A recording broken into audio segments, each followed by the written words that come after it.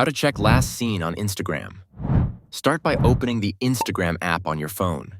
In the top right corner of the screen, tap the direct message icon. Look through your conversation list, and under the person's name, you might see their active status.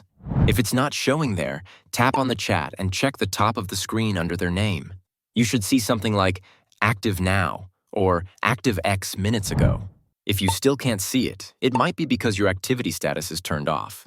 To check that, go back to the home screen and tap your profile icon in the bottom right. Now on your profile page, tap the three horizontal lines at the top right. Choose Settings and Privacy from the menu. Scroll down to the section called How Others Can Interact with You and tap on Messages and Story Replies. In the pop-up screen, tap on Show Activity Status. Make sure the toggle next to Show Your Activity Status is turned on. Then go back to your messages and open the chat again. If you still don't see their status, that means they've turned off their activity status. And that's how you check someone's last seen on Instagram.